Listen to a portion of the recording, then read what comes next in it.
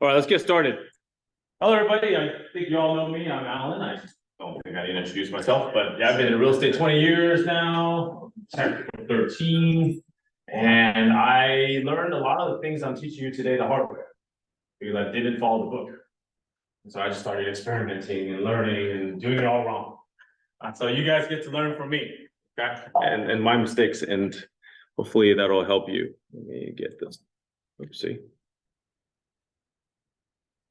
Okay, well, as I mentioned, everything's in here. So try to follow those that came before us instead of just trying to invent it yourself. There are a lot of research that went into this book, and there's a lot of genius in here that even I'm trying to unravel still. So do your best, read it, and try to learn, okay? Don't make the same mistakes I do. Let's see, I see some newer agents and some mid-level and senior agents. I'm gonna maybe go a little bit faster through this. This is targeted towards the newer agents in the room. You guys probably know this already, but a lot of us go into this business. Oh, it's easy money. It's an easy job. It's flexible. I say kind of, because when you're working at midnight, it's not so flexible, but you can go pick up your kid. I love looking at open houses. That's my favorite one. Why do you want to be in business? I love open houses. It's a lot more to real estate than open houses. The other one I love is I watch Selling Sunsets. It looks so fun. Yeah, it's not like TV, and all my friends will use me. So these are some of the myths that come with real estate. But there's also, I find a lot of joy in real estate. For me, Tina and I talked about this yesterday in business planning. For me, I love helping people, and I'm sure you all do too. Biggest transaction of your life, very complicated, not something people do right every 7 years. It's also a people business. I love people. If you don't like people, you should probably get out of this business. But I love people. I love working with the people, helping them, meeting their families. Tina knows it. I was doing an open house. She did a little bit, and then I came, and she's like, "Oh my God, Alan's crazy energy," and I love it. It gives me energy to be around people. So, and then something different every day. You guys probably know this. Every day there's something that you didn't know that just happened. You go, "Whoa, how do I solve that problem?" And it makes it really fun. Being your own boss also has its perks. Just not having to report, listen to anyone else. You do it your own way, and you go that way. And then financial security is good, but only once you get established. It takes some time to get there, but once you get there, it's pretty good. All right, I'm going to start out with MREA model number 1, which is about the solo agent, level 1. A lot of you, how many people in here are solo? Okay, in this room, and probably a lot on the call too. So the solo agent, first thing I want to address is part-time agents versus full-time agents.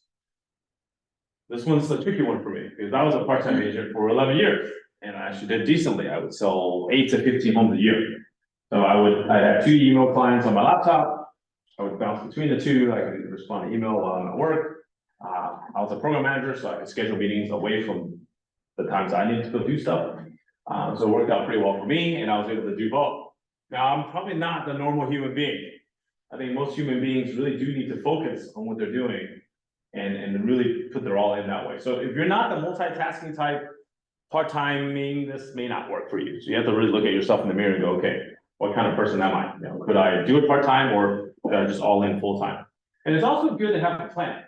It's good to have a plan. I mean, you can always part-time it for a little while, and then what I did was I part-timed it with my full-time job, and then once it overtook, then I said, okay, my real estate business is overtaking my primary job, then it's time for me to quit.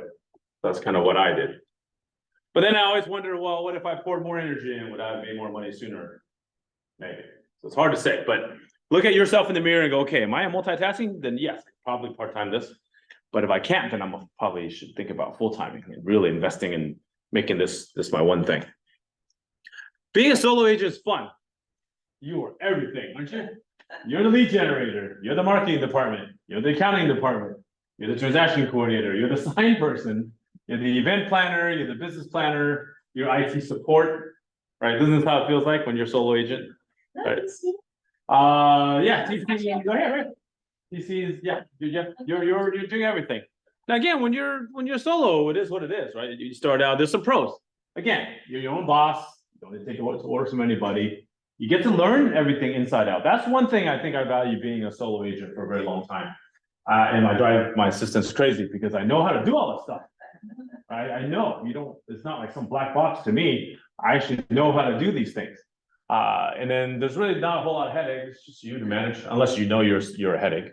And then of course you get a retained commission and high margins. Good stuff. But there's also some cons, right? When you're your own boss, you have to motivate yourself. You got to lead yourself. We talked about this yesterday. When you don't come to the office, what do you do? I mean, you sit at home, you watch Netflix. Kind of tempting. You do the laundry. You start cleaning. You start doing everything except real estate. When you're at home, and so you have to really motivate yourself. I love coming to the office because I cannot work at home. Because when I was at home for a while, I was like, hey, can you go do this? Can you do that? No, I'm not. I'm at work. Like, don't ask me to move the laundry. Don't ask me to do that. I'm not home, right? Because when you're home, that's what happens. Like, hey, can you do this? There is a slower learning curve, you know, as a, what do I mean by that? So agent pros and cons. Yeah, you might be, other people can learn faster or they know what they're doing, right? And you have to kind of learn these things on your own. But it gets kind of lonely. It's another issue, right? As a solo agent, you can't take a vacation. I mean, when I was a solo agent, I think I went on one vacation when nobody bothered me. I remember sitting in a cafe in Rome trying to deal with my client who just wanted to close a day earlier. It was driving everybody crazy. I'm like, why do you have to close a day earlier? Like, driving and the agent that was supposed to tell me he didn't care. You know, he's like, I don't know, your client's crazy. And you know, it's hard to do that. And then at some point you hit a ceiling because there's only so many hours in a day that you can do this by yourself. And so you have to figure out how to do that next. My story, I can't tell you already, I was part-time for about 11 years, 8 to 15 deals a year. I did everything, just that creating and nailed down signs. I had open house signs, staging. My wife even had staging stuff in a little shed. So she would do partial staging. And we did everything. Printing flyers. I did everything on my own. So good and bad. Everyone whip out your calculator on your phone. And for those of you on the Zoom, whip it out on your computer or your phone as well. Take your GCI either just last year. Take last year, or if you don't have GCI, then just your dream GCI. GCI is your gross commission income. Okay, take that number, whatever that is, either your aspiring number or the number you earned last year, divided by 2,080. Yeah, and what's that number? Shout out a few numbers to me. 40 hours a week. So Yeah, don't worry about it. Just take your what you made last year divided by 2,080. I already did. Yeah. Anyone want to share it? 100. 100. 170. 466. 200. Okay.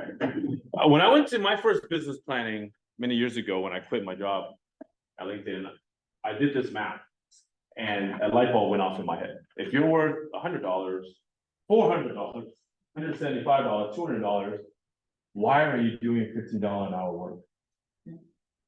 That's what the lady said. I said, because at that time I quit my job at LinkedIn. I was already doing, I quit in April, and by August I was on 30 deals. I was doing my own transactions, coordinating, you know, I was really good at it. I would, every email I read, I save it in the folder, and then I would just upload it. It was not bad. But when you're doing 30 of those, it gets bad, right? I was just dying. And then when she said to me, why are you doing, you know, dividing your time per hour, why are you doing $15 an hour work? And I said, I'm an idiot, right? I really gotta change the way I'm doing things. So we'll talk a little more about that. But as a new agent, I get it. If there's new agents on this call, well, what if I'm a new agent, I'm struggling? Then let's take a step back, right? Before you talk about leverage, of course, go to trainings like you're going here. So thank you for doing that. Of course, find a mentor if you can, or those of you that are in Travis or Garrett's PC program, that's a good way for you to keep accountability and start getting started. But a lot of this, unfortunately, is trial by fire. The mentor and PC coach will help you a lot, help you not make the mistakes I did when I didn't have that support. But have a long-term perspective. I think if you keep at it, if you have what it takes, you're a people person, you'll succeed. You just got to keep plugging away at it. I mean, look at all of you in this room. I mean, John has been doing really well. Sarah, you're kicking butt. I've seen you every week. Now you get a new key picture. You know, Tina, you're kicking butt. I mean, all you guys are. Don't quit, right? Just keep on coming. Now, some of you might say, oh, maybe I need to join a team. We'll talk about that later, see if that's the right fit, okay? I want to address the first thing is partners. A lot of times as your sole agent, you go, oh, it'd be so much more fun as a partner. Right, like Tina said, hey, let's partner. Wouldn't it be more fun together? Right, something like that happens a lot. Happens a lot, believe it or not. But let me talk about the pros and cons of a partner. Number one, yes, I mean, I love the Giants. Together we are giant. Two people are definitely better than one generally. You're not lonely anymore. You get to share the load, actually go on vacation if you need to. And then hopefully there's some synergy with complementary skill sets. But the one I noticed the most, which I don't know if I agree with, is, so I'm going to use you two as an example. Tina's very social. Right? Yeah, she's the extroverted one. You know, everyone comes to her. And then let's say Sarah, it's not true, but Sarah is the more operational person, right? She's really good at tech and setting things up and all that. Right? And that's why I noticed a lot of people will team up, right? In the beginning, they go, okay, my team up. Tina, you go and get business. And so I'll set up the office, don't worry. I'll get it all set up for you.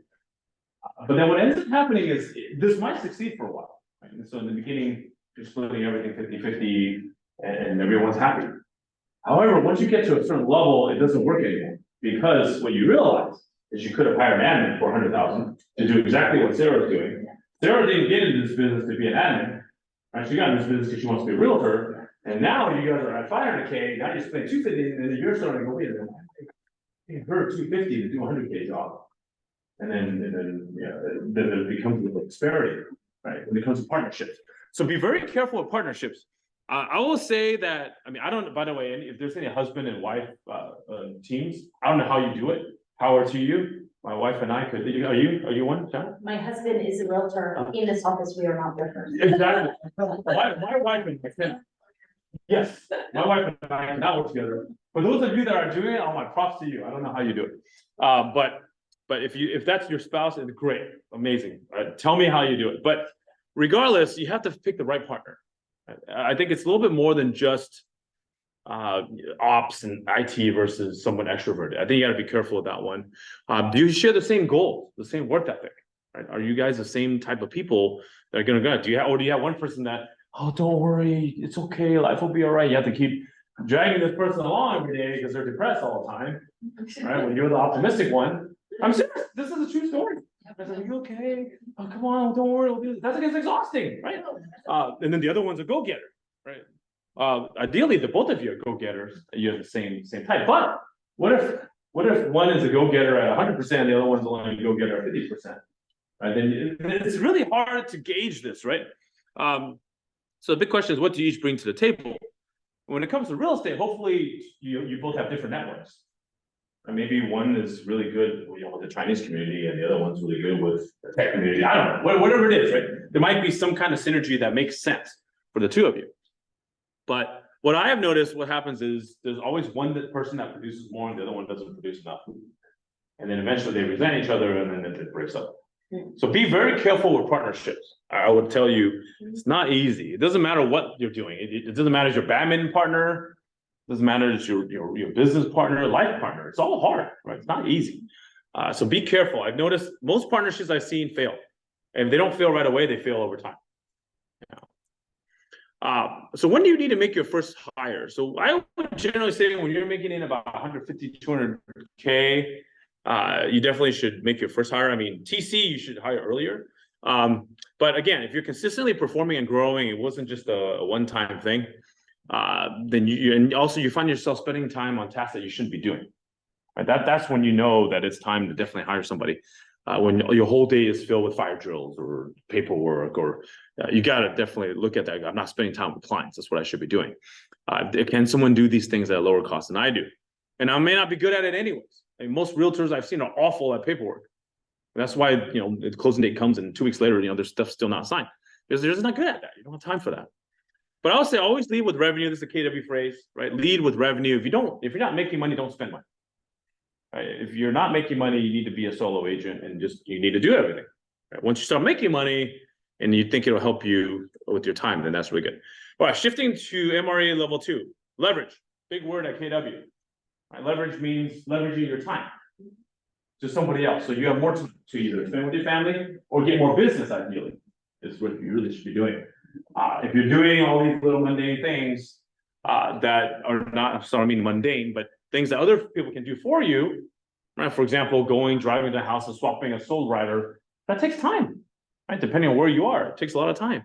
They have companies that'll do it for like $10, right? They go and they do it. I always tell Simran, so I'll drive this down. I go, wait, but you're at $50 an hour. That guy's $10 an hour. Why are you gonna go swap the rider? No, let them do it. You go do something else. Right? Seriously, that's what I tell her all the time. She goes, why do you do that, Alan? I don't know. It's part of this life. The first hire, how many people have a TC? How many people do not have a TC? Okay, everyone. Good. I don't need to talk about this. I know some top agents who will not use a TC. Bad idea. Bad idea. I mean, think about it. Every file takes what, 3 to 4 hours to dig all the paperwork, all the tagging, all that nonsense. I mean, that's 3 to 4 hours. Imagine you times 30 deals. Imagine how much time you're spending just doing paperwork, which is not revenue generating activity. It's not revenue generating activity. Let somebody else do that. And that's where I love, once I hired my TC, I never went back. So your first hire needs to be a TC if you don't have one. They're $300 to $500 depending about it. And then, about 3 to 4 hours of your time. I also like TCs because they're variable costs. To this day, I still have a TC that's variable cost, meaning by sale. Every time I do a sale, she gets paid. Why do I do that? Yes, at Allen's production level, I could probably hire somebody full time. One, I haven't found anyone good to hire full time. And number two, I like the flexibility of not having to carry somebody that in case something goes wrong, to lay them off. So I'd rather just go deal by deal. I think I pay my artists like $40K a year, right? That production level that we do, but it's okay by me. Because if I don't win, they don't win, and that's okay. It's a variable cost. It's not a fixed cost. Fixed costs worry me. And we're not good at it anyways. Shifting over, so I would say that's your first assistant, honestly, is your TC. Shifting to Model 3, I'm going to say congratulations, you're a business owner now. That may be a good or bad thing. What I noticed about us agents is that we're not always the best business owners or managers. I'm guilty. We're usually really good at what we do, but we're not good at managing people or setting expectations or building systems, all these things that we need to do to manage a team. But you're going to have to learn. If you want to be a team leader, you have to learn how to do this. My first question to you is your shop in order. Do we have office space, or are we going to go virtual? Whatever you want to do. Do we have our technology ready? What platform are we using? Where are we putting all our contacts? If you tell your assistant, I want to send out a mail, a newsletter, where are all the contacts? Do you have it centralized? Is there a system for that? If you're hiring an assistant of some sort, you generally need a payroll set up for them, right? So you might have to be incorporated, right? Insurance. So do you have a profit and loss statement for your business? Are you watching the expenses? Are you running a business now? It's not just, oh, I'm Alan Wang, I bring in 500K, I spend 250K, I schedule C, I pay X tax, I go home with 100K. It's not that simple anymore, right? You're now running a business where you have a lot of other expenses that are coming in, and it actually needs to be treated like a real business. You need to be watching those funds. You need to cut costs, and you need to make sure you're making a profit. Right? It's not as simple as being solo anymore. Now, process and procedures, do you have them, or do you have a plan to create them? And this is why I'll talk about the admin once you hire them. Either you're really good at this and it's all written down, or you can hire someone who can help you take it out of your brain and give it and put it somewhere so that people can actually use it. Right? And so you can get your admin to help you with that. And then now you got to train people, right? Because we know everything in our head, but to train people is a whole different thing. And you also have to coach people along. So now you're entering the world of I am a business owner. Reid Hoffman, one of my favorite people, he founder of LinkedIn and one of the PayPal mafia, super nice guy, super nice guy. An entrepreneur is someone who jumps off a cliff and builds the plane on his or her way down. That's kind of what you're walking into now. As you build a team, you're going to find you don't know a lot of things, and it's okay. A lot of things aren't done, not built. You just got to keep at it and keep building that airplane, because you're also selling, buying and selling at the same time. You can join us if you want. You're also, but you can always, you're going to be building along the way, and it's okay because you're an entrepreneur. It's like a little startup company you're building. It's a lot of fun. This one I just added today because when I taught this class last, it wasn't such a big deal. After you get your TC, your next hire, you can do it in this order or not. I suggest this order because of cost. Hire a virtual assistant first. If you don't think you need an admin to kind of get your world all built, okay? If you need an assistant to build your world for you, meaning get everything set up, then you might want to hire that one first. However, if you want to dabble into the world of assistant, get a virtual assistant first. The reason I say that is that they're consultants. They're about $1,600 a month, 800 if you go part-time, if you want to just, only work half a day. They're typically based out of Philippines, typically sometimes India or some other place, but I love my virtual assistants. I'll tell you why. Again, I talked about cost, so very low cost, and also if it's not working out, you can always just cut it and move on. No harm. You don't have to deal with somebody here in California and all the legal legalities and all that nonsense. But you can actually use that person, leverage them to build your system for you. So for example, all right, we're getting on Zoom today. All right, Marie, I'm gonna dump you my entire listing process. I want you to start writing. All right, I do this, I do that, I do this. And then Marie, our virtual assistant, will turn it into a checklist that she can follow every time. And that she can always add things to and make better along the way. I just found out after so many years of Marie working for me, 4 or 5 years, we're missing a step in the process. When there's a listing, I used to email our entire database. Somehow that broke somewhere. And then so she added that back onto the list of things to do, right? But Marie didn't show up day one knowing everything. I had to train her. And I think it was very painful because I was so busy, I didn't have a lot of time to train her. But they work very hard. You'll rarely, the VAs really charge for this job because it allows them to work from home. It's not like us where we can do whatever we want. It allows them to work from home, and that for them it's a really big deal. And it's a pretty good paying job actually compared to most jobs because they're working from home and it's pretty straightforward. So they work really hard. They treasure the job. You're not going to hear them talk back to you a lot or give you a lot of excuses. They're just going to most of them will get their job done. And they're really good at following procedures. Okay. Now, some things, Alan, what do you have your VA do? Quick CMAs. Can you download disclosures? I have them write contracts, but I have to give them what I need, and then I have to approve it. They're not allowed to just ship it in a DocuSign without our approval, of course. But then I have to give them the inputs. One of the mistakes I made was I was like, hey, write a contract, 2.3, and then I go up, and then all the stuff's missing because I didn't tell them the home warranty, I didn't tell them where to find out the closing costs. All these things are missing, right? So now I have a template that say this, and now they don't miss anything. Right? But you have to learn that along the way. My VA been with us so long, she does listing coordination for all of our listings. And I have another person that just does marketing, light marketing, not heavy marketing. Like Canva and all that, just doing social media pieces. So our VA do all. You just got to tell them what to do, how to do it. So I actually have a tool where it's called NoteJoy that uses it too, and I have templates for every situation. And they basically just cut and paste, and then they fill in data and they send it. It's the same voice every time. I mean, it's just like when you go to McDonald's, there's a script every time. Welcome to McDonald's, how may I help you? Right? Same thing. You have to be able to reproduce the experience that you want for your client. These folks are not going to be dreaming up stuff for you. You need to tell them what to do, and you need to give them the template, and then they go. Okay. The book says next one is the marketing and administrative assistant. I'm not sure 100% agree with this. I detected that not everyone's good at both. It'd be amazing if you had an admin that's also really good at marketing. But marketing is very specific. It's very different. So maybe if you created a template, they can drag and drop in the Canva, that's okay. But marketing is creative, right? It's different than administrative. Administrators they're system builders or step-by-step people. Marketing folks are a little different. So if you happen to find one, you can do both, amazing.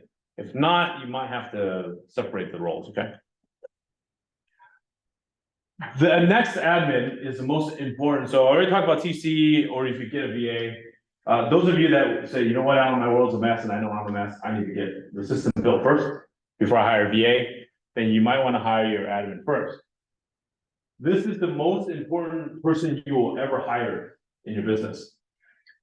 It offloads you so you can do more revenue generating activities, right? Everything, marketing, preparing your listing presentations, getting your inspection schedule, paying the bills, running CMAs, disclosures. I mean, pretty much they do everything. Running around your listings, grab, pick up things, show up to your open house with, water all ready. I mean, those are kind of the easy things, right? But more importantly, this admin though needs to help you build your system. to get all these things set up. But this admin should be able to set up your entire system and the things that are missing, the template system I just told you about, the listing coordination checklist, the buyer checklist, all these things that need to get done, they need to be able to set it up for you. If you don't hire an admin, well, you're the admin. Remember, you're that $15, $20, $25, $50 an hour person. I would say pay them well. One of the lessons I learned, I have tried to go cheap on this role and I don't get very good quality, but I will tell you, this role is extremely difficult to hire for. Every realtor I talk to struggles with finding this person that'll kind of read your mind, know what you need, just be on top of things. It's not easy to hire. I mean, we basically need a Stacy, right? If we could just, if she has some twin sisters or something, we need more Stacy-like kind of people. You guys know that. She's amazing, right? But the way I do it is I give them a salary because most admins are in the DISC profile, S&Cs, systems and compliance, right? They prefer safety. That's why they're not realtors. Because one day we have a big check, next day we have no check. The admins don't like that. They want a stable income. And so you have to give them some kind of base salary. So the majority of the compensation package should be a salary with a bonus.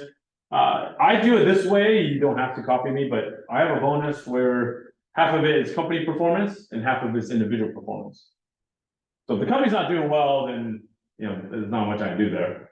But the other part, it's up to them as to how their performance is going. And then I also give them a little part of each transaction. So every closing, they get a check as a little bonus. Because I want them to have skin in the game. It's kind of a weird job because, yeah, you can work 9 to 5 and go home, but because they're part of each transaction, if they do put an extra effort on the weekend or after hours, that should be okay because you're getting bonus off that. So that's really the driver there. Now, this is very important. Something I didn't learn the first time. My first hire was actually, yes, I did the TC and I went right into a buyer's agent, which is a bad idea.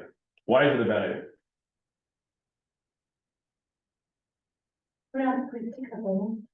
Unpredictable? No. You don't have enough buyers for that agent. No, I have a lot of buyers. Why is it wrong to hire your buyer's agent first? Because it costs too much. It costs much more than having an admin. Right, your admin's fixed at about 100K, right? Let's say good admin, right? Somewhere around 100K. Think about it, if you split 50-50 on a deal, how many deals would that go over 100K? Pretty quick, right? And so the new MRE model, if that book ever comes out, actually talks about this, where actually, as a rainmaker, you should hire as many assistants as possible until you can't. This doesn't work anymore. Meaning you need, buyer agents or more leverage on that side, because it's, especially here, there's so much cheaper to have. It makes more sense, financial sense, to have admins do more things, get more things off your plate, so you can go and service the customers and be out there rather than paying a buyer's agent to have half. Because it adds up quick, right? A buyer's agent is expensive. You're splitting half. So I already talked about this. Well, no, I didn't. So I made a lot of mistakes, so try to learn from me. I didn't establish a 3-month probation period for my first couple of admins. And when it wasn't working out, I didn't, we're really nice people, realtors. Really, honestly, we're too nice. We don't like to fire people. Let's be honest, right? And so the 3 months probation puts a forcing function in the contract that says, hey, 3 months, let's evaluate. And hopefully you guys have the right contract. That's at will anyways. That's another thing you need to do. Talk to a lawyer, get an employment agreement that's at will employment. Don't try to write it yourself. And then in there, build in a 3-month probation period where you can look each other in the eye and go, you know what, this isn't working. And then you can say goodbye. Right? It makes it a little easier. And after that, after 3 months, usually you can probably work together. Another mistake I made was hiring an assistant who really wanted to be an agent. I mean, that's great. I think it's just very short term. You have to realize that agent's not going to be. So you're gonna spend all this time training this person up, and then they're going to just go off and be an agent, hopefully on your team. But again, remember, you're investing in people, you're putting a lot of time into people, and they're just gonna become an agent. You really need to ask yourself, then you gotta train somebody else, and that takes time. And so you gotta decide that's what you really wanna do. For me, it worked out because I wasn't sure I wanted an admin. So this person helped me for 20 hours a week, and then the other 20 hours, this person was doing real estate. And it was okay, but then when that person started getting busy, I wasn't getting what I needed from the assistant side, and that's when I knew I needed to hire somebody else, and then of course I had to train that person again. So again, one size doesn't fit all. Ensuring the right fit, very important. Again, really invest time in interviewing. I think a lot of people, we go in and go, oh, we talk to, oh my gosh, Sarah rides bikes too. Oh, Sarah, she's so nice. She's fun. Oh, she's so cool. We're gonna get along just great. No, that's not the kind of interview we need. We actually really need to dig in, because liking someone doesn't mean that that's gonna be a good working relationship. Remember, in our job, it's stressful, right? We need to get things done. There's not a lot of time to just sit around and chit chat and fun, to ride bikes, right? We have to get work done. Sarah and I, we gotta get work done, right? So definitely, check the references, sure, and then make sure there are tools. You definitely should take the DISC profile. You can get that on Tony Robbins' website. Take the DISC profile. D means they're a dominating personality. I means they're very social. F means they're systems kind of people. And C means they're compliant people. Most admins you want are S and C. There are people that know how to build systems and people that are compliant, right? You don't want too creative an admin, right? Who, well, we don't need to, pay that, or, we need to be compliant, right? You need to dot the I's, cross the T's. If you get one that's too dominating, then you may not like it, because you're gonna have somebody who's gonna be fighting with you all the time. If you get one that's an I that's too social, they'll do nothing but talk all day and get nothing done. They really should be real. If that's the case.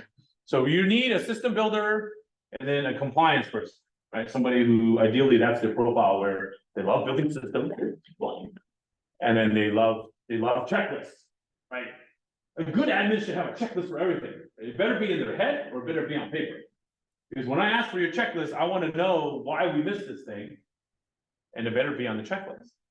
And then we also have KPIs. You can ask Stacy. We have these key performance assessments that you can get when the test. But one thing I will say, I'm going to change going forward when I interview my admin next, is I'm going to do more, case study type of interviews. Not just, oh, hi Tina, tell me about yourself. Tell me about your last job. It's great. Tina could be really good at dialogue. You'd be really good at speaking to me, which is great. But then Tina may not know how to use a computer, right? Seriously, I don't know, right? I can't train for that, right? So what I'm going to do going forward, when I suggest to you guys when you do this, I will hand Tina a computer. Right, Tina? I need an event plan.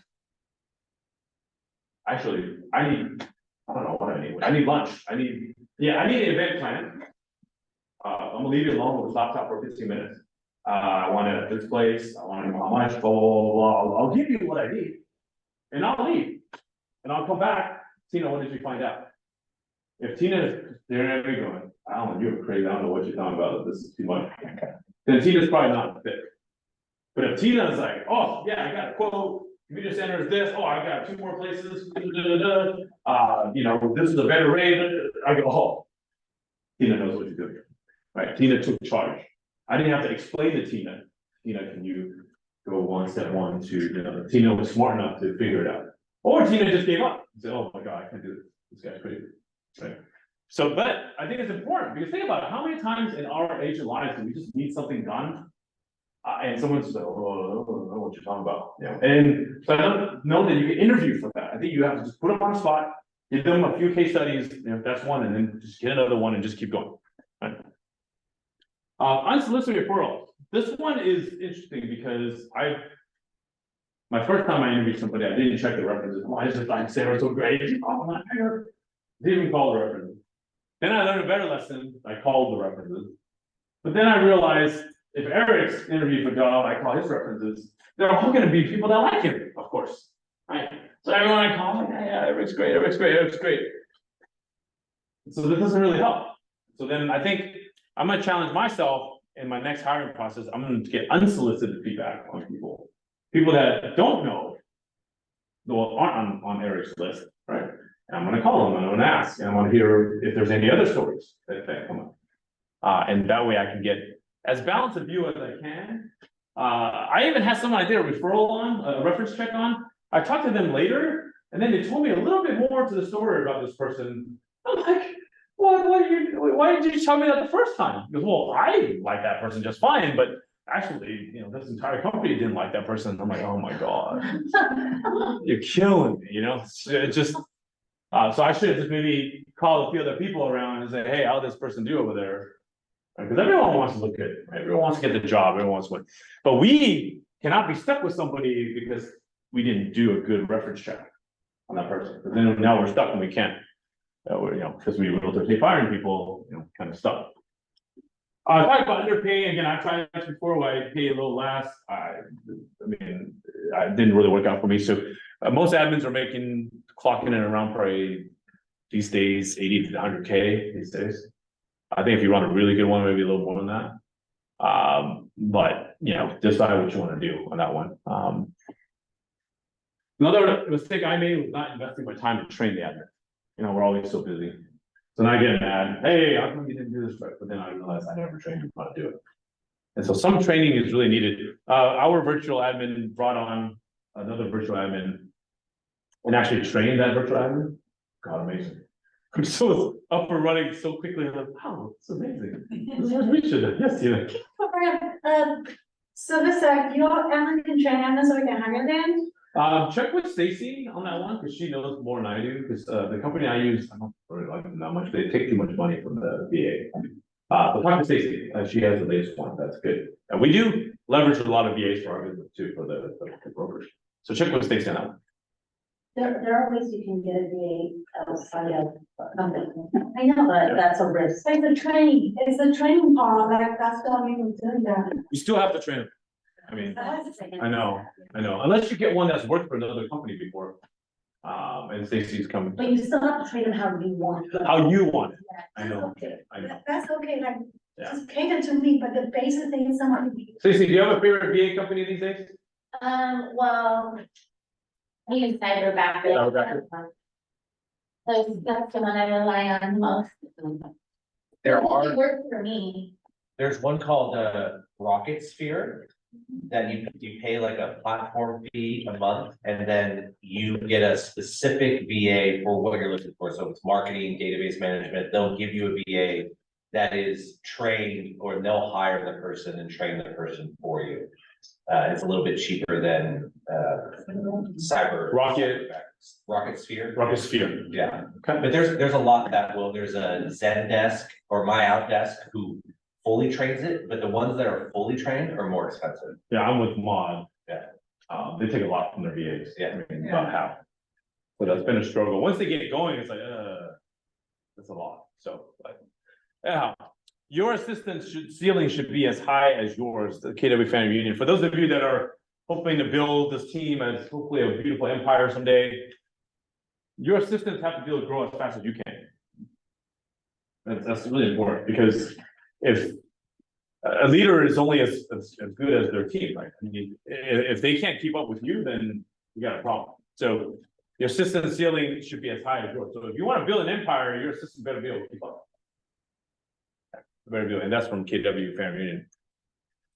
So I talked about this. I hired out of order. I got the buyer's agent first, and then I should just got the admin first. Follow the model. I don't try to outsmart it. I did the part-time agent. I want to be the assistant. I want to be an agent. It was okay. It showed me that I could do it. It just I had to retrain somebody else.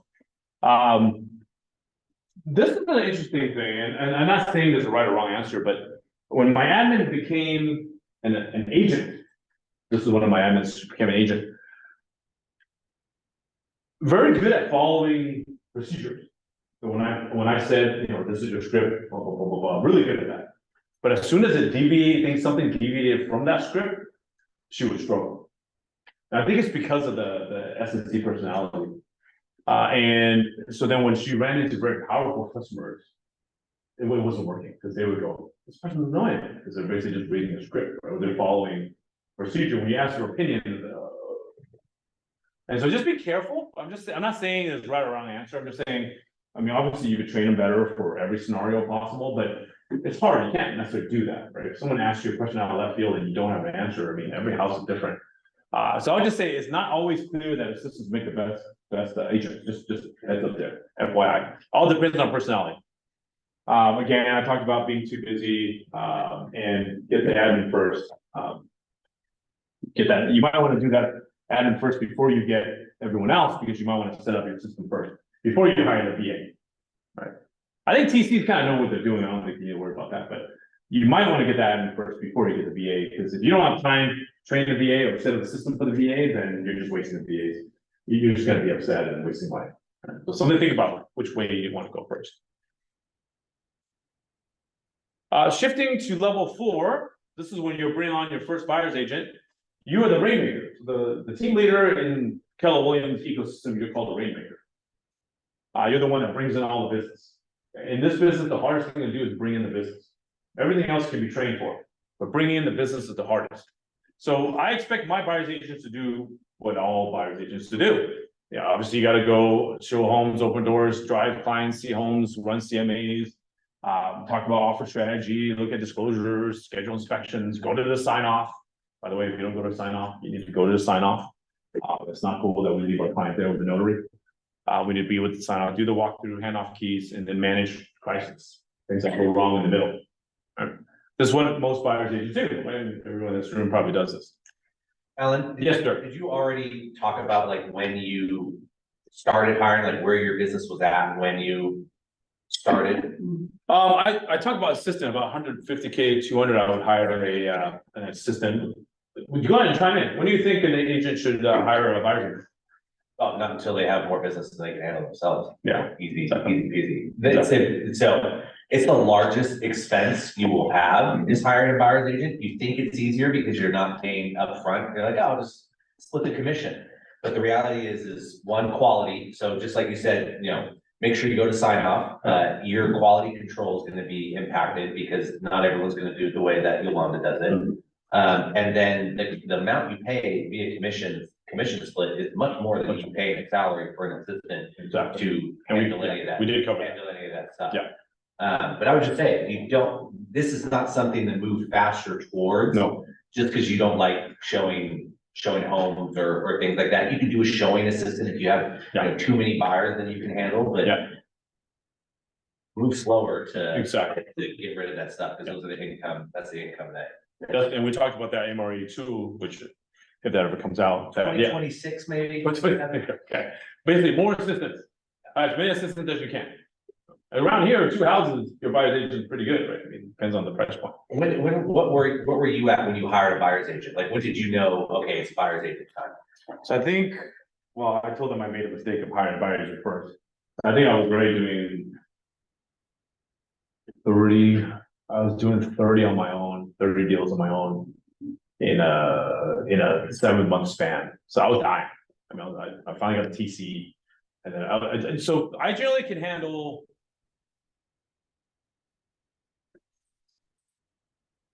In my peak, maybe 6 active buyers at one time, and it was bad. It was all right. We're starting from 8 to 10, and then the next one is 11 to 1, and then the next one. I had 3 like windows of showings per day. So I'd have 1, 2, 3, 1, 2, 3, and then that'll be done. I mean, how many weekends?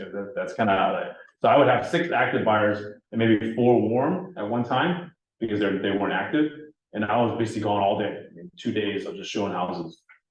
Trying to space it out, trying to get time to eat lunch and go to the bathroom, but it was crazy. Yeah, so that for me, that was kind of my capacity is about 6 to 10 buyers, and I'm done. Like, there's no way I can service anymore. But that's my capacity. I've had some agents that can only do 5 or 4 at once. So everyone kind of has their own capacity. So yeah, that's when I realized I can't do this anymore. I don't have enough hours in the day or the weekend to do this. Okay.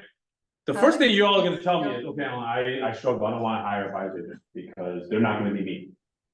They're not going to, my clients want me. Right? I get it. They do. I have 2 models for you. I will say, yes, your clients want you, but they want your value or your procedures. They want the experience of you, but they don't necessarily have to have you. Sometimes they do. I mean, if this is my sister, I have to take her as a point. If it's my brother-in-law or somebody really close to me, or my client that bought 3 homes, yeah, it kind of made me it is what it is. I don't think they'll be happy with me just giving them to my buyer. But most of the clients that come in new, these are the lessons I learned. I do two different models. One is full empowerment. So you guys know my buyers agents. I have Ruben and Jennifer. Been with me for, Jen's been with me 7 years. Ruben's been with me, what, 4?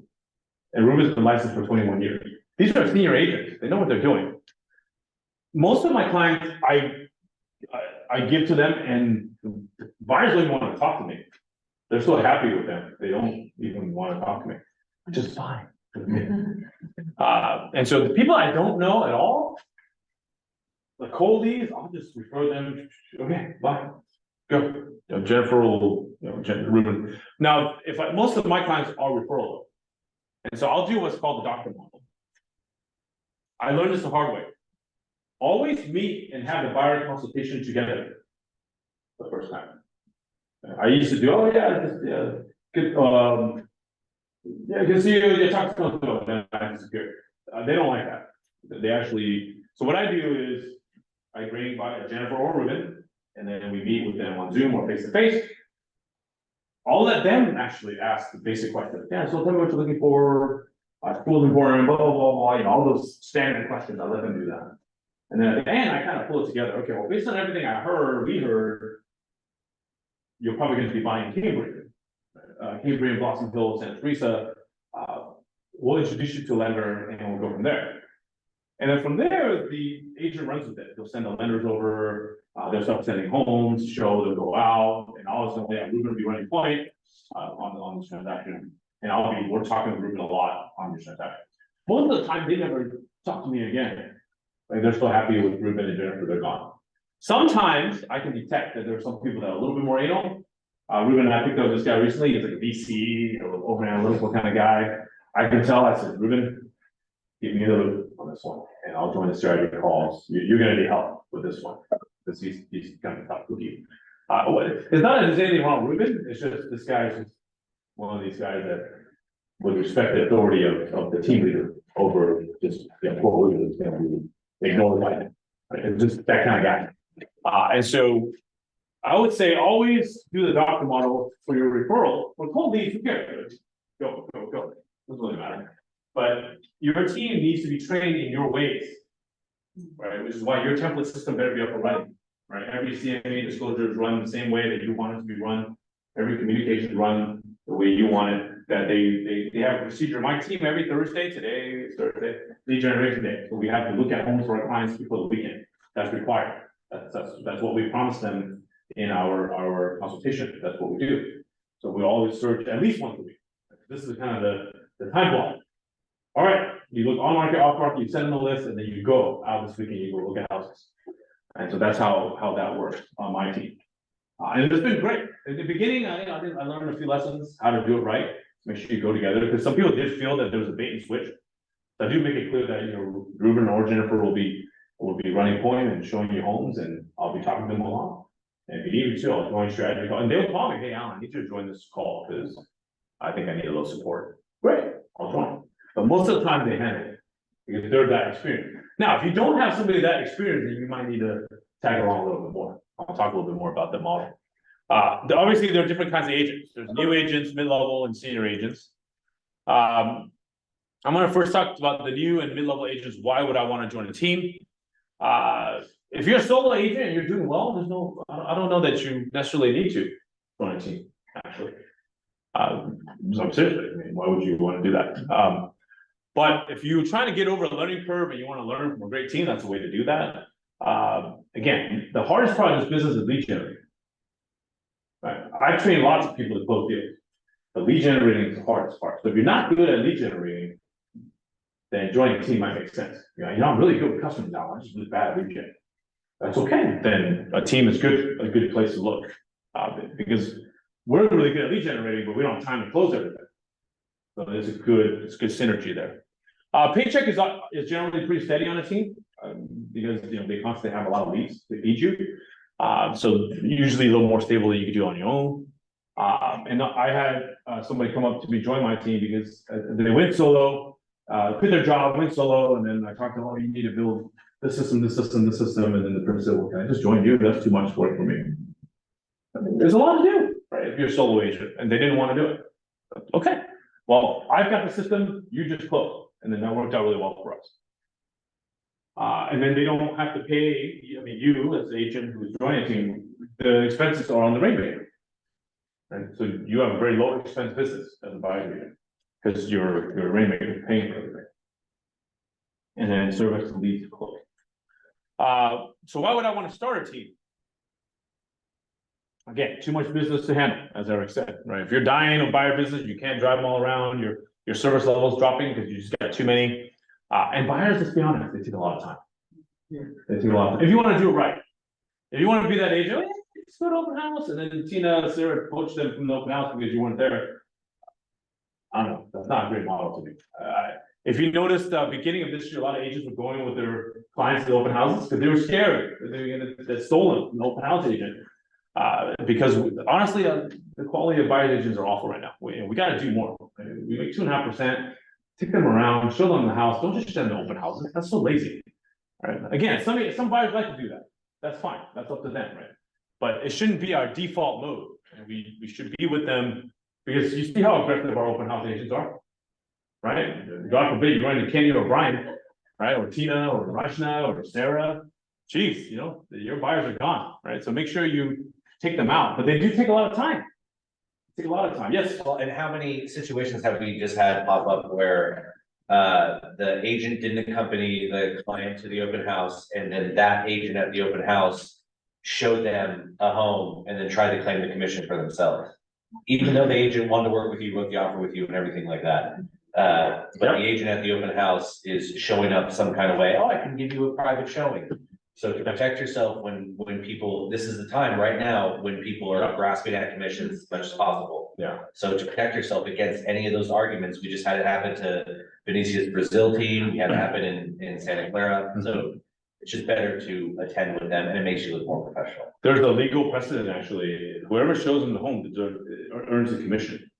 So if that's the listing agent, then you're in trouble. Unless you have a buyer broker agreement. Exactly, yeah. If you don't, then that commission is to the listing agent. Yes, Imran. And just to inject, even the builders that we are talking to for new construction, they will not honor your buyers and you as an agent. They're not physically present for the first meeting. They used to be a little more lenient, but they're not right now. No. Yeah, they're not right now. And what I hate is when buyers call me, and then my first question is on my listing. I go, oh yeah, sure. Who's your agent? I'll let them know.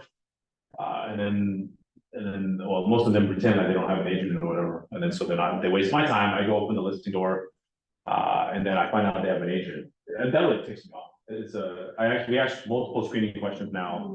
If you have an agent, get their butt in here and open the door for you because it's not my job, right? Earn your 2.5, right? Don't make the listing agent do that for you. It's so rude. And you have to educate your buyers too, because they don't know lots of times how you get paid and different things like that. So they don't know if they accept the showing from the host agent that is putting any kind of jeopardy in place or anything like that. They're just like, oh, they're offering something nice to me. So you have to educate them about those, going to new builders. Let me know before you go to the home and everything, just your teachers. Always say that in your first conversation. Before you go to your instructor, please let me know because they won't let me basically represent you if I don't go with you the first visit. Then they know, or you get smarter, you knock out all the instruction first.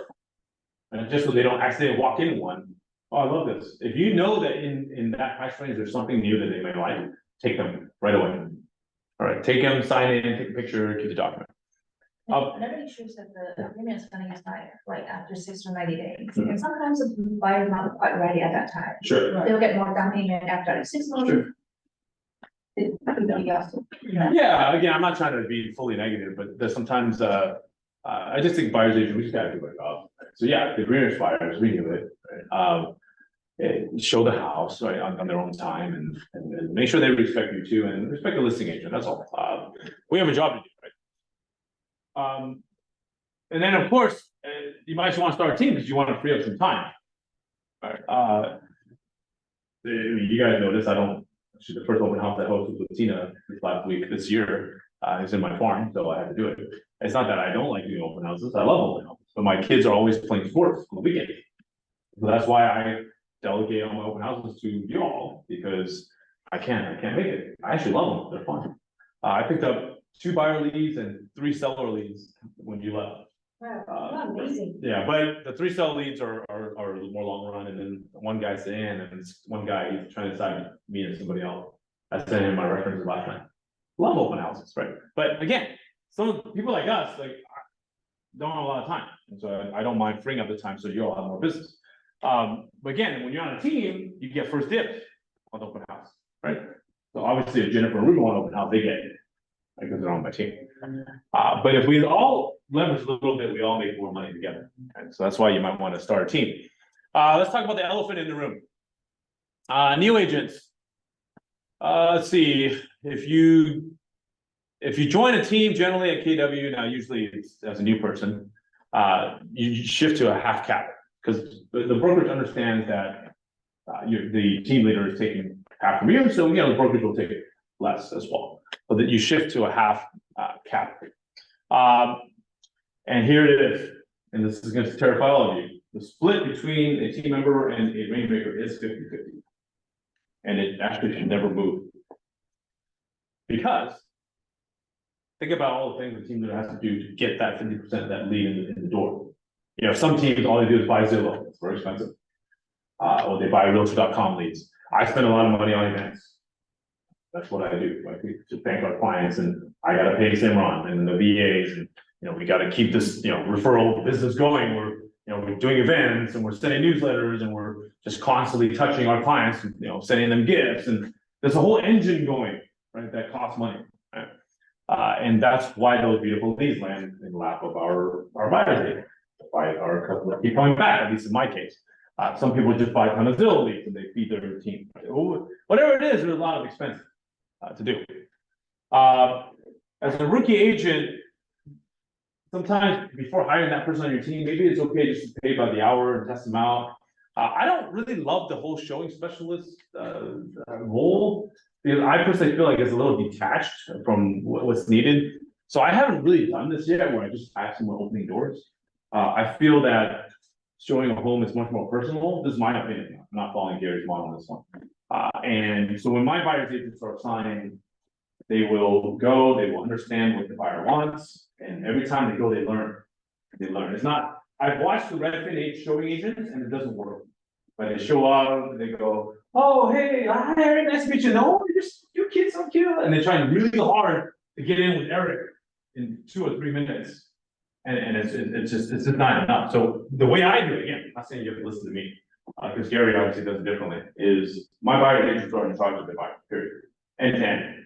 So they go, they show, they know their families, they know what they want, what they like, what they don't like, and then they know everything. And by the end of it, those clients love my buyer agents.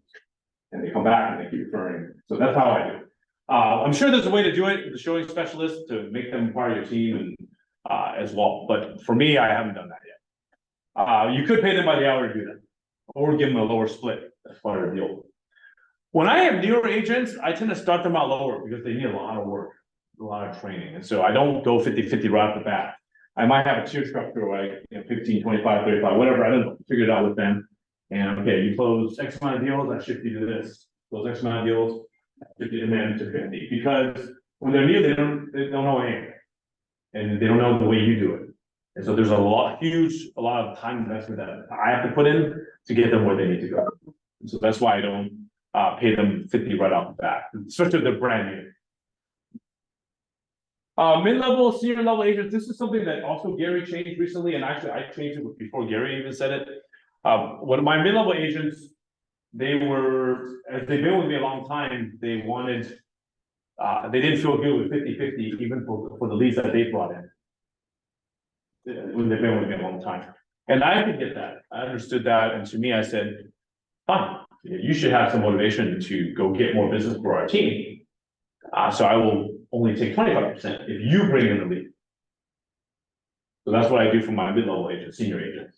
If they bring in the business, I only take a quarter. For me, it's a cherry on top, that's all. A little bit extra. But for them, it's motivation to go lead gen and go get open houses and do all that. But this is something Gary has implemented now too. Now the rainmaker, I know sometimes on the buyer, the team side, they go, oh, wow, it's so much, but no. Again, like I said, right, we pay the fees, we pay the marketing, we pay the office rent, we pay office the office equipment that we all use, assistant, transaction coordinator, technology. And sometimes we actually make less money after all these expenses. Yeah, and actually I found the sweet spot to be kind of where I'm at right now, 8 to 10 people. They're still decently profitable. These mega teams that are 20, 50, 800, the profit margins drop a lot. It starts getting to a point where it doesn't make sense. You have a big giant operation to manage, and it's worth it or not. So I've seen diminishing returns on a team that's too big. So I've been trying to stay around the 8 to 10 myself. Again, I'm not saying that's wrong. If you want to do a 100-person team, I'm okay with that. But for me, I'm kind of sticking at 8 to 10 right now. That's what I'm doing. Just to 4 agents, 4 assistants. I'm keeping at that level. Lessons learned. I've again made mistakes hiring people too. Number one, the number one thing you need to figure out with the person, it's not their education, it's not their charisma, whatever, their good looks, none of that really matters. It's the work ethic, the desire, what drives this person. Does this person have that in them? That's the most important thing. I had somebody I brought on my team, package was great. Super good looking, very polished, had a great job in tech, but 5 o'clock, phone was off. I know, have you ever heard a realtor turn off the phone at 5 o'clock? So this person had 2 phones. One was a work phone, one was a personal. I wish I had 2 phones. I swear to God, because my kids are looking at my picture and go, Dad, what does it mean when you do this? When I do my ad rate, I'll sit in the living room and I'll go 0. Nothing to know. That's what that means, right? For me. And then, or I'll point at things, Yeah, what does that mean? That's what I mean. I'll be looking at my kids and I got pictures of habits in my phone. I wish I had 2 phones. I wish I could separate these lives, but how do you shut off your phone at 5 o'clock? And so I was gonna have a talk with him and then he quit. Because it's funny because he's, I wanted to be your right hand, Alan. I wanted to be your right hand man. And then I watched this guy work. I'm like, you work from 9 to 5. How are you supposed to be my right hand? You'd be like 1 finger for the amount of hours I work. And he's like, yeah, I realized that. And I realized that being a mega agent sucks. Like, I'm not gonna do that. Well, take care of yourself. But again, work ethic, right?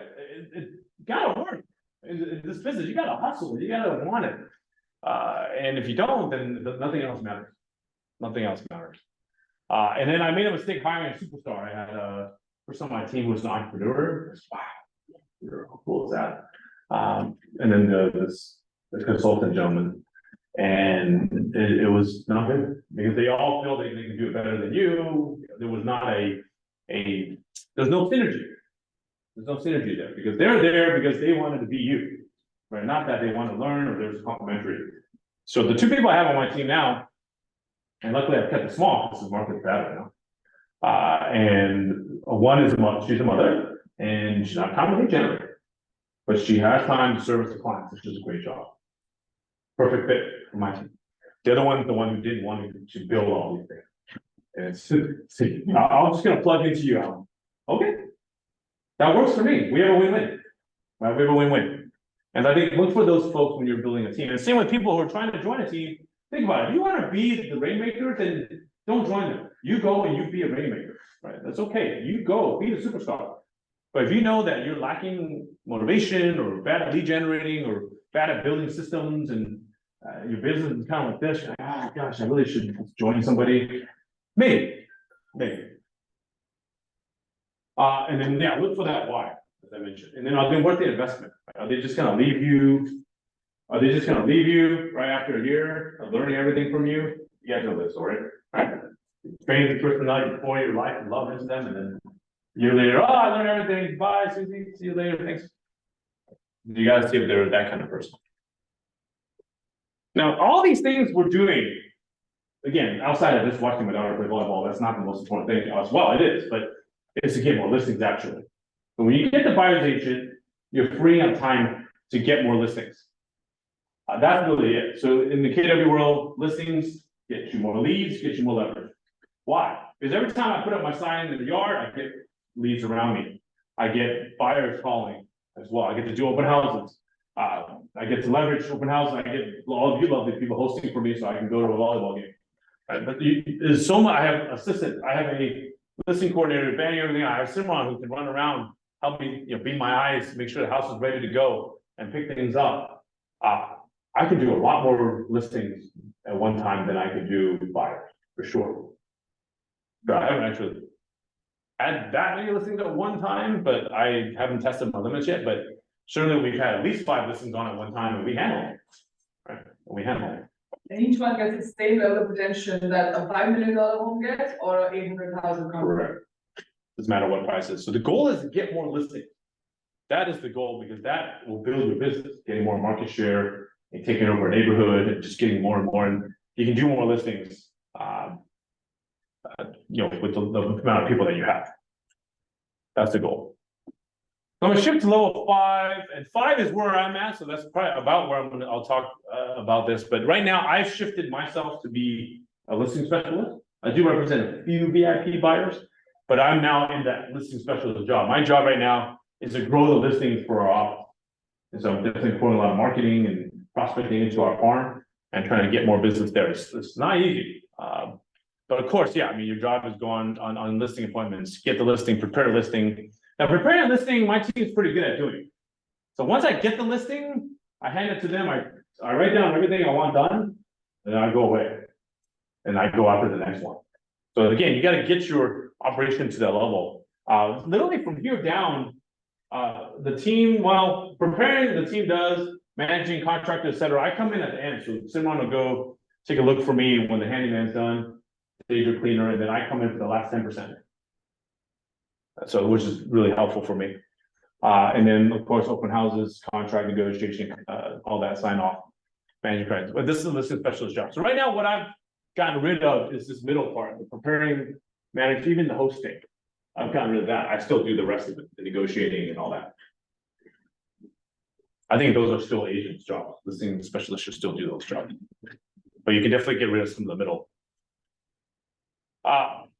For listings, I don't advise that we put in the new agents in listings. I just don't. It takes too much experience to do. They're hard to manage. Sellers are hard to manage. Their expectations are hard to manage. It takes a lot of skill and experience to deal with sellers. It's all about pricing it right, being confident in what you're doing, and then managing the emotion. More than buyers. There's more emotion because they love this house. It's the best house since sliced bread. I love this red backsplash. But it is what it is. And also, listings are hard because you can't always control the outcome. Right? With buyers, you kind of know. When you write the offer, you know if they're winning or losing. You kind of know. Right? You know, come on, you guys know if they're doing what they need. On the listing side, you can't always control it. Yeah, right now it's pretty predictable. List is slightly under, it'll sell. But last year, you couldn't control it. From June to December, right? I would call Tina and I go, I know my client knows it's a good deal, but they just won't write 100. Can't control it. We're overpriced. And then the seller don't want to let it go. It's not easy. So you have to really be experienced to deal with the seller. And then eventually the next couple models where I want us all to go to, well, this is where I haven't got here yet. But eventually I want to shift where the listing business is going and going well. Like I could hire someone to deal with the listings, and then I shift to CEO. And I just I manage the team, and I don't get involved in direct operations, but I'm still shepherding a team around. And then eventually level 7 is where you just completely step off and you have another CEO running your company. And that's where I think we ultimately should want to go. I did have the pleasure to go down with Tam to visit the Elizabeth Doe team, where I could actually see a level 7 team in action, who was amazing. And this was her org chart. I mean, she's the CEO. She does do a few deals here and there if she feels like it. But I actually pulled her aside. I said, hey, how much did you make last year? And she said, X amount, X amount. Oh, I said, yeah, that's I was close to that number. And she was, but Alan, how hard did you work? I said, oh. She didn't work very hard. She said everything up, and she only managed when I was slaving and in there showing and listening. And so that's the difference between her and me. She's making the same money, but she's not working as hard. I said, God dang it, I gotta work harder someday.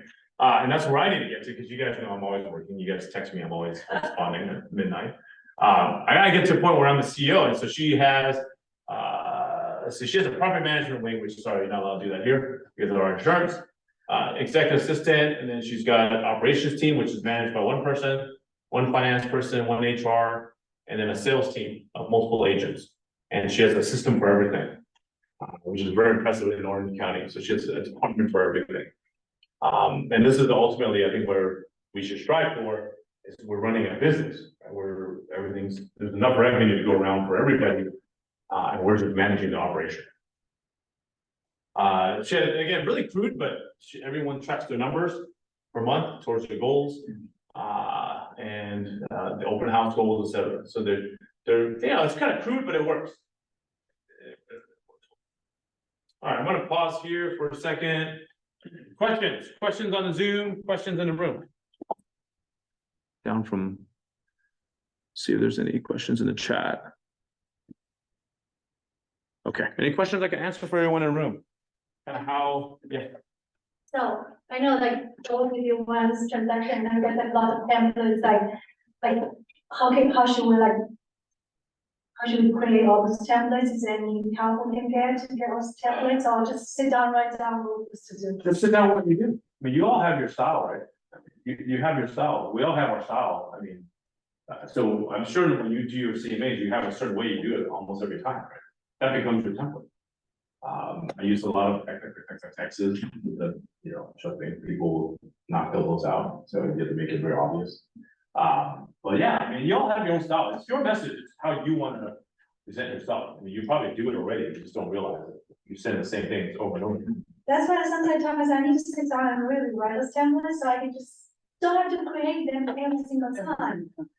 That's the key you'll find. There was an agent who, similar question, right? And they said, how did you do it? She was like, I just went back and saw how, like, pulled emails from, like, so when I send an offer into an agent, I took that, made it the template. When she recorded herself when so like there's a Loom. You ever used Loom before? I use Zoom. Okay, well, so Loom is like a little Chrome extension that you can install, and you can record your screen. And so when you go to make a CMA or anything like that, you can have the entire process down. And now with AI, I'm sure there's a program, Raymond can probably tell us. Raymond, your hair is looking awesome, by the way. You can send it into them, and they can take the whole thing and turn it into text for you if you needed to. Yeah. I bet you use that tool. Loom, yeah, I use Loom all the time. But like in Command, do you use Command? I should use them more. Okay, so like in Command, like with opportunities, there's spots where you can create those little checklists. And I would tell all of you that when you're doing your processes and things like that, like, so there's different forms of teams, right? So the only teams that don't charge 50% are the ones that don't really have a strong value to be able to offer to the agent. There are teams that have too many leads, and then there are people who start a team because they have too many leads. And there are people who start a team because they have all the structure, but now they need more leads. Very rare that you find the perfect, like Alan has a great team of, he has leads and he has structure. But the structure is the biggest valuable spot. That is what agents lack, is the structure. So if you get structure, like when you find that spot, you find yourself more productive because you put that structure in your place and you're not just entrepreneurially doing it. It takes time, but then it also will save you time when you go to train somebody or you want someone else to do it, for them to be able to do it, but you have to put in the work. But it saves you time too, so you don't type the same thing. So download notejoy.com. Notejoy.com is an app. It's like Google Sheets meets Wiki, basically. So my friend started that company, and it's basically, it's kind of like Evernote, but you just put your templates there, and then you cut and paste it over, and then you edit it, and it's a good app. Give it a try. So I used to go templates, it's just like. That works too. Email templates, they just. Sure, then that works too. Yeah. I'm the copy email person, so I also offer the way it's on. Yeah. So that's taking a lot of time. Yeah. It's, That works. so that was the time to really put down everything we have on templates, so Yeah. it's getting easy to replicate. I think the next few months, things tend to slow down a little bit, November, December. Yeah, That's when I catch up on a lot of the stuff. yeah, that's what I'm trying to do more of those templates. Hate it. Yeah. Yeah, Brandon. Oh, I'm sorry. Oh, you're just playing with your glasses. Susie, questions? I have a question, but I don't know how to talk about it. So I said that, I lost my buyer, so we went to the viewing. You went to what? Too late. Maybe after. Okay. Mark, any questions? Yes. I have a question, so, because I feel like I'm not good at managing people. So do you think I should just quit the thought of try to learn how to manage people, or do you think, I just need to focus on what I'm doing and just, not just focus on any of the, try to recruit new people or new agents? Because I'm really, suffering from making, it's because I know, I'm not a very organized person and I don't have any corporate experience, like a PM role or anything like that. Sure. I never got trained. So what I was thinking is, should I get for example, an MBA degree, or just, learning something more, or should I just, it's just not the role I should pursue? I'm laughing because, in my family, in my background, that's always the next thing. Should I just go get more education? So I have an MBA. I tell you, you don't need to get an MBA. So I'm assuming you want to build a team because you need to build a team. You're getting busy. I mean, based on your production and what I'm hearing, you're doing very well. And you need a team to leverage it. Is that right? At $400 an hour, I'm thinking. Yeah, I only work maybe 10 to 15 per week, so I'm just very efficient. Oh, So I have a lot of time, but I don't have enough leads. okay, So I think in my peak time, I only close 18 transactions per year. okay. That's the best. Okay. So because my average transaction is maybe 2.2 million, so that's why I make the. You make the big. But actually, I don't work, I'm very anxiety because I only work maybe 15 hours at most. So I have lots of free time. So like you said, that's Sounds what like a I'm treat. saying. Yeah. I think your goals are 40 transactions, 2021. No, I only closed 22, and that year I made 60 million for the 2021. So I would say it depends on what you want. So I think if you're happy with the production level now, it sounds like you have some anxiety, you're worried that you may not be able to sustain this, right?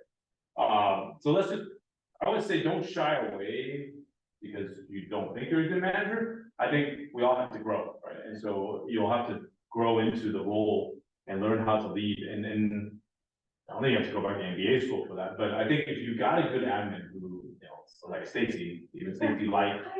Yeah, well, no, I tried to hire her, she's like, did her job.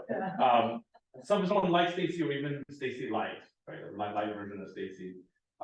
She could change the world, because I think what she'll do, he or she, doesn't really matter, can organize her day and then get the system, get the system going, right? You get that system going, whatever that is, right? I don't know what the system is, but my admins, they're basically oiling my sphere of influence and my database, and they're constantly feeding it, making sure we're touching them, make sure we're having events, making sure we're seeing them, making sure they know that we love them. And then they just keep feeding business back to us. If we stop doing these things, that'd be a big problem. They'll forget about it. They won't refer anymore. That's us, right? I don't know your model, but I wouldn't shy away from it because I'm learning every day. I'm not the greatest manager either. I'm hard to work with because I can do everything. So I'm like, hey, come on. But I have to learn to be patient. I have to learn to explain things better to people, and just let them do it. So if you're not good at systems organization, let them do it. Let them organize it. So hey, here's the deal. Here's my world, and this is what I know I need, but I don't know how to build it. So why don't you go and you do that for me? Your job is to build the system for me. For me, perhaps a future team, if I want it. But first things first, how do I keep reproducing what I'm doing, right? And so I don't have anxiety. Because there's a system for everything. If you have a nice system, it's very efficient. If it's working, no, you can offset yourself. But it sounds like you're worried that you can't sustain it this way. If you're worried, then yeah, you should probably get at least a VA first to see if they can help you at least streamline it a little bit.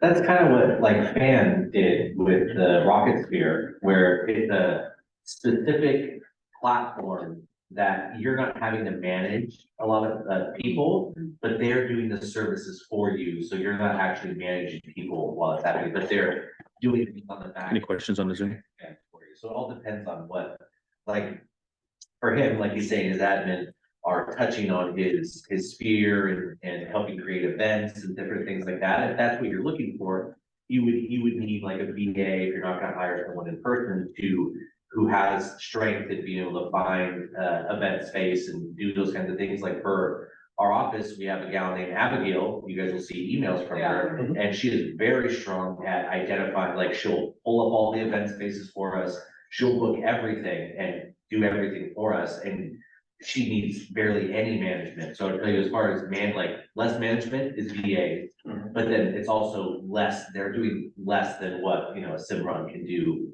in person, but it's less management. So you have to get really clear on what are the tasks you want done that will help you generate more leads. And it could be just a service provider that does a certain service for you that can help generate more leads and things for you rather than an actual person you hire. Well, VA might be a good place to start, just to test out your skills and see if that will work. Yes, thanks, Ken. Any other questions? On the Zoom, anybody? All right, we might end on time. Going once, going twice. Thank you, everybody. Thank you, Alan. Thank you. Okay, let's Thanks. Okay, bye. Thanks, Alan.